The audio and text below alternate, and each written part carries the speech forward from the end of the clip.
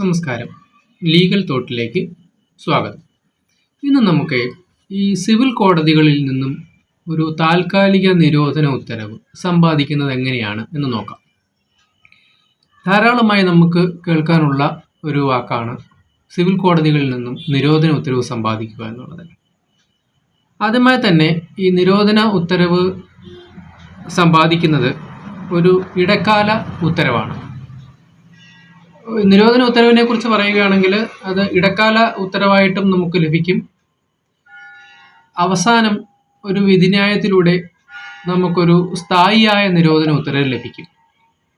അപ്പോൾ ഇതിനെ രണ്ട് രീതിയിൽ പറയാം. ടെമ്പററി ഇഞ്ചക്ഷൻ അഥവാ താൽക്കാലിക നിരോധന ഉത്തരവ്, പെർമനൻ്റ് ഇഞ്ചക്ഷൻ അഥവാ സ്ഥിരമായ ഒരു നിരോധനത്തിൻ്റെ ഉത്തരവ്.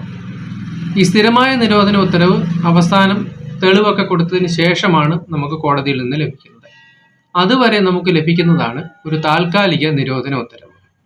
ഈ താൽക്കാലിക നിരോധന ഉത്തരവ് കോടതി തീരുമാനിക്കുന്ന ഒരു സമയം വരെയോ അല്ലെങ്കിൽ ഈ കേസിൻ്റെ അന്തിമ ഉത്തരവ് വരെയോ കോടതിക്ക് അനുവദിക്കാൻ സാധിക്കും. ഈ താൽക്കാലിക നിരോധന ഉത്തരവുകൾ സിവിൽ നടപടി നിയമത്തിലെ ഓർഡർ 39 റൂൾ 1 അനുസരിച്ചാണ് തരുന്നത്. ഇത് ഒരു പ്രോപ്പർട്ടിയുമായിട്ട് അഥവാ വസ്തുവുമായിട്ട് ബന്ധപ്പെട്ടാണ് നമുക്ക് ലഭിക്കുന്നത്. ഈ വസ്തുവുമായിട്ട് ബന്ധപ്പെട്ട് നമുക്ക് ലഭിക്കുന്ന ഈ നിരോധന ഉത്തരവ് ലഭിക്കുവാനായിട്ട് നമ്മൾ കോടതിയിൽ ഒരു സത്യവാങ്മൂലത്തിലൂടെയോ അതിനോടൊപ്പം തന്നെ അതിനെ സത്യവാങ്മൂലത്തിന് സപ്പോർട്ട് ചെയ്യുന്ന രേഖകളുടെയും കൂടി അടിസ്ഥാനത്തിലാണ് നമുക്കൊരു താൽക്കാലിക നിരോധനമായ ഉത്തരവ് ലഭിക്കുന്നത്. അത് പ്രഥമ ദൃഷ്ട്യാ നമുക്ക് ഒരു കേസുണ്ട് എന്ന് കോടതിയെ ബോധ്യപ്പെടുത്തണം. നമുക്ക് നിരോധനം തന്നില്ല എങ്കിൽ വലിയ നഷ്ടമുണ്ടാകുമെന്നും ആ നഷ്ടം ഒരു മോണിറ്ററി അതായത് സാമ്പത്തിക രീതിയിൽ ആ നഷ്ടത്തിനെ പരിഹരിക്കാൻ കഴിയില്ല എന്നും കോടതിയെ ബോധ്യപ്പെടുത്തണം. അതിനോടൊപ്പം തന്നെ നിരോധന ഉത്തരവ് ലഭിച്ചില്ല എങ്കിൽ ഇതിൻ്റെ എതിർകക്ഷിയേക്കാൾ കൂടുതൽ അസൗകര്യം അഥവാ ഇൻകൺവീനിയൻസ് നമുക്കാണ് ഉണ്ടാകുന്നത് എന്നും നമ്മൾ കോടതിയെ ബോധ്യപ്പെടുത്തണം. അങ്ങനെ ഉണ്ടാകുന്ന ഒരു അവസരത്തിൽ വസ്തുവാണെങ്കിൽ ആ വസ്തുവിൽ എന്തെങ്കിലും തരത്തിലുള്ള വേസ്റ്റ് കമ്മിറ്റ് ചെയ്യരുത്, ഡാമേജ് ഉണ്ടാക്കരുത്, അത് കൈമാറ്റം ചെയ്യരുത് എന്ന് നിരോധിച്ചുകൊണ്ടുള്ള ഒരു താൽക്കാലിക നിരോധന ഉത്തരവ് കോടതിക്ക് തരാം. അതോടൊപ്പം തന്നെ ഏതെങ്കിലും ഈ കേസിലെ എതിർകക്ഷിയായിട്ട് വരുന്ന ആൾക്കാർ വരുത്തി വച്ചിരിക്കുന്ന ബാധ്യത അതുമൂലം ഒരു കടക്കാരനായി വരുന്ന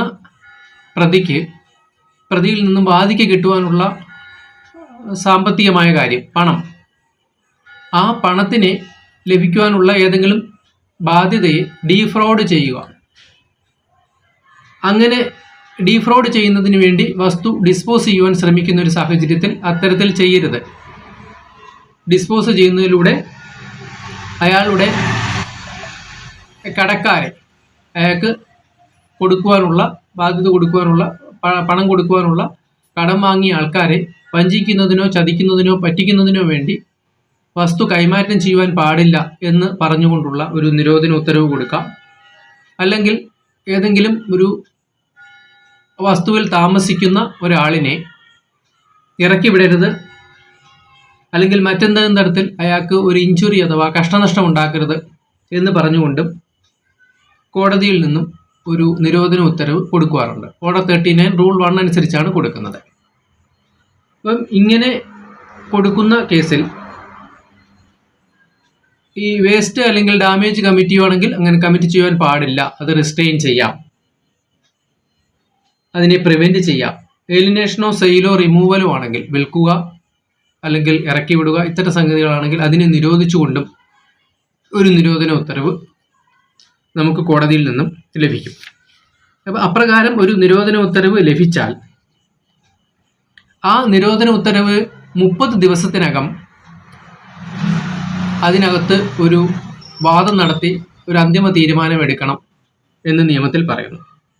അതോടൊപ്പം തന്നെ ആ നിരോധന ഉത്തരവ് നൽകുന്നതിനോടൊപ്പം തന്നെ വാദി പ്രതിക്ക് ഇപ്രകാരം ഒരു നിരോധന ഉത്തരവുമായി ബന്ധപ്പെട്ട് കോടതിയിൽ സമീപിച്ച കേസിൻ്റെയും അതിൻ്റെ ഹർജിയുടെയും വാദി എന്തൊക്കെയാണ് അതിന് ഉപോദ്ബലകമായി കോടതിയിൽ സമർപ്പിച്ചിരിക്കുന്ന രേഖകൾ എന്നതിനെ സംബന്ധിച്ചും എല്ലാം ഒരു പകർപ്പെടുത്തതിന് ശേഷം ആ പകർപ്പ് എതിർകക്ഷിക്ക് ഉടനെ തന്നെ രജിസ്റ്റേർഡ് തപാലിൽ അയച്ചു കൊടുക്കുകയും ഈ വിവരം ഒരു സത്യവാങ്മൂലത്തിലൂടെ കോടതിയെ ബോധ്യപ്പെടുത്തുകയും ചെയ്യണം. അതിനുശേഷം മാത്രമേ ഈ കോടതിയിൽ നിന്ന് ലഭിച്ച നിരോധന ഉത്തരവ് ഇതിൻ്റെ എതിർകക്ഷിക്ക് നടത്തുവാൻ സാധിക്കുകയുള്ളൂ. അപ്രകാരം അറിയിക്കുന്ന നടപടി കഴിഞ്ഞതിന് ശേഷമാണ് കോടതിയിൽ നിന്നും ഈ ഉത്തരവ് എതിർകക്ഷിക്ക് സെർവ് ചെയ്യുകയുള്ളൂ. അങ്ങനെ സെർവ് ചെയ്യുന്ന ഉത്തരവ് 30 ദിവസത്തിനകം ആ കോടതിയിൽ അത് തീർപ്പാക്കുകയും ചെയ്യണം. ഇതാണ് നിരോധന ഉത്തരവുകൾ സമ്പാദിക്കുകയും അതിനെ തുടർന്ന് കോടതിയിൽ വാദി നടത്തുകയും ചെയ്യേണ്ട ഒരു മുൻകരുതലായിട്ടുള്ള നടപടി. ഇനിയും ഈ നിരോധന ഉത്തരവ് ലംഘിക്കുവാൻ പാടില്ല. അങ്ങനെ ലംഘിക്കുകയാണെന്നുണ്ടെങ്കിൽ, ഏതെങ്കിലും കാരണവശാൽ നിരോധന ഉത്തരവ് ലംഘിക്കുകയാണെന്നുണ്ടെങ്കിൽ അതിന് ഒരു നിരോധന ഉത്തരവ് ലംഘിക്കുന്നതിൻ്റെതായ ശിക്ഷാ നടപടിയിലേക്ക് കോടതിക്ക് കടക്കാം. അങ്ങനെ വരികയാണെന്നുണ്ടെങ്കിൽ അയാളുടെ സ്ഥാവര ജംഗമ സ്വത്തുക്കൾ ജപ്തി ചെയ്യുകയും അയാളെ ജയിലിൽ പാർപ്പിക്കുകയും ചെയ്യുവാൻ ഉള്ള പ്രൊവിഷനുണ്ട്. സിവിൽ പ്രിസൺ 3 മാസം വരെ സിവിൽ പ്രിസണിൽ പാർപ്പിക്കുവാൻ പ്രൊവിഷനുണ്ട്. നിരോധന ഉത്തരവ് ലംഘിക്കുന്ന ഈ കേസിലെ പ്രതികളെ 3 മാസം വരെ സിവിൽ പ്രിസണിൽ പാർപ്പിക്കുവാനും അതോടൊപ്പം തന്നെ ഒരു മുൻകരുതൽ എന്നുള്ള നിലയിൽ അയാളുടെ സ്ഥാപന ജംഗമ സ്വത്തുക്കൾ ജപ്തി ചെയ്യുവാനും സാധിക്കും. അങ്ങനെ ജപ്തി ചെയ്തതിന് ശേഷവും ഇയാൾ തൻ്റെ ഡിസൊബീഡിയൻസ് അല്ലെങ്കിൽ ബ്രീച്ച് തുടരുകയാണെന്നുണ്ടെങ്കിൽ ഈ വസ്തുക്കൾ ലേലത്തിൽ വിറ്റ് നഷ്ടപരിഹാരം ഈടാക്കി കൊടുക്കുവാനും പ്രൊവിഷനുണ്ട്.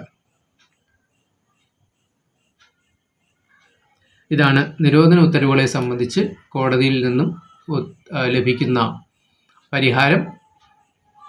ഇത് വളരെ വ്യാപകമായി തന്നെ സിവിൽ കോടതികളെ സമീപിച്ച് പെട്ടെന്ന് ഒരു പരിഹാരം നിവൃത്തി നേടുവാൻ സാധിക്കുന്നതാണ്. ഒരു പ്രോപ്പർട്ടിയിൽ അവരതിക്രമിച്ച് കയറുക, അല്ലെങ്കിൽ പ്രോപ്പർട്ടി വിറ്റ് ആരെങ്കിലും ഒരാൾ നാടുവിടാൻ ശ്രമിക്കുക, കടക്കാരെ പറ്റിക്കാൻ ശ്രമിക്കുക, അല്ലെങ്കിൽ ഒരാളുടെ സ്വൈരമായ ജീവിതത്തിനെയും സ്വൈരമായ കൈവശത്തിനെയും തടസ്സപ്പെടുത്തുന്ന തരത്തിൽ വസ്തുവിലേക്ക് അതിക്രമിച്ച് കയറുക, അല്ലെങ്കിൽ വസ്തുവിൽ ഏതെങ്കിലും തരത്തിലുള്ള ഡാമേജ് കമ്മിറ്റ് ചെയ്യുക, വേസ്റ്റ് കമ്മിറ്റ് ചെയ്യുക, അതിൻ്റെ അതിർത്തികൾ നശിപ്പിക്കുക, അല്ലെങ്കിൽ ഏതെങ്കിലും തരത്തിൽ അവരുടെ സഞ്ചാര സ്വാതന്ത്ര്യത്തെ തടയുന്ന തരത്തിൽ അതിന് വേലികൾ ഉണ്ടാക്കുക, അല്ലെങ്കിൽ അവിടെ നിൽക്കുന്ന മരങ്ങളോ അല്ലെങ്കിൽ വൃക്ഷങ്ങളോ അല്ലെങ്കിൽ വീടിനോ നാശനഷ്ടം വരുത്തുക, ഇത്തരം സംഗതികളെല്ലാം തന്നെ ഇത്തരത്തിൽ ഒരു നിരോധന ഉത്തരവ് സമ്പാദിക്കുവാൻ സാധിക്കും കോടതിയെ ബോധ്യപ്പെടുത്തുകയാണെങ്കിൽ. ഇതാണ് നിരോധന ഉത്തരവുകൾ സിവിൽ കോടതിയിൽ നിന്ന് ലഭിക്കുന്നതിനെ സംബന്ധിച്ച് order 39 rule 1, rule 2, rule 2A ഇവയിൽ പറഞ്ഞിരിക്കുന്ന, റൂൾ 3 ഇവയിൽ പറഞ്ഞിരിക്കുന്ന